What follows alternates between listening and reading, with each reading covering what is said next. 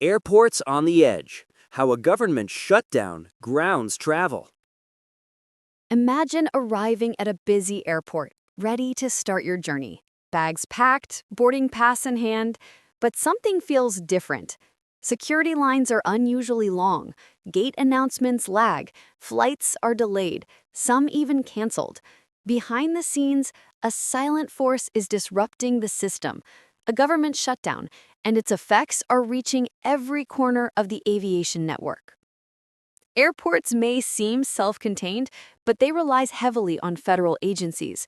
The Transportation Security Administration, or TSA, ensures every passenger and bag is properly screened. The Federal Aviation Administration, or FAA, controls the skies, coordinating thousands of flights daily. During a shutdown, some federal employees are deemed essential, meaning they must work without pay. This includes controllers, TSA officers, and inspectors. While they keep flights moving, the stress of unpaid labor begins to show. Fatigue, absenteeism, and low morale create gaps in the system. How a shutdown impacts travel. Small reduction in air traffic controllers slows flights across multiple airports. Gates get backed up. Boarding takes longer. Cancellations follow. Airlines forced to comply with FAA directives cut flights to maintain safety. Cargo flights are delayed, affecting supply chains nationwide. Routine inspections and training are paused, and even after funding resumes, airlines and airports must manage backlogs. In short, the shutdown disrupts the entire airport ecosystem, passengers, airlines, staff, and cargo operations alike. The human impact. The shutdown isn't just an operational problem, it's a human one. Essential employees continue working without pay. Controllers take longer shifts, TSA agents manage long lines, and inspectors delay certifications. Fatigue and stress grow, absenteeism rises, and morale drops. Passengers experience the consequences directly: longer waits, missed connections, and canceled flights. But the root cause lies in the strain on the people keeping the system running.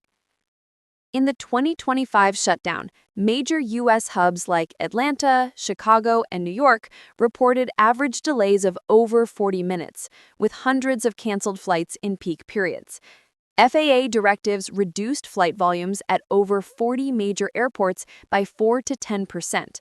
Cargo schedules were disrupted, affecting supply chains nationwide. Training backlogs paused the onboarding of new controllers. Even after funding is restored, recovery is gradual. Flights must be rescheduled, crews repositioned, and inspections completed. Economic and systemic effects. The shutdown also hits the economy. Airlines lose revenue from canceled flights and incur additional operational costs. Airports lose landing fees, parking income, and concession revenue. Regional airports are especially vulnerable, depending heavily on federal funding.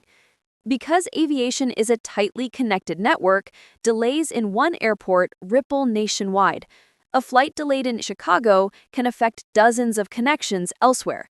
Cargo is slowed, travelers face disruption. The system's fragility becomes painfully clear. Airports are not just buildings or runways. They are complex systems that rely on federal oversight, staffing, and funding. A government shutdown exposes how delicate this balance is. When essential workers are unpaid, inspections delayed, and air traffic control understaffed, the effects are immediate: delays, cancellations, safety concerns, and economic disruption. Travelers feel it firsthand. As funding is restored and operations recover, the system gradually stabilizes. But the shutdown leaves a lasting lesson. Modern air travel works because of coordinated effort, federal oversight, and skilled personnel. When any part of that system falters, the effects are felt nationwide. Airports on the edge remind us how interconnected, fragile, and essential our aviation system really is, and why supporting it matters to every traveler, airline, and community.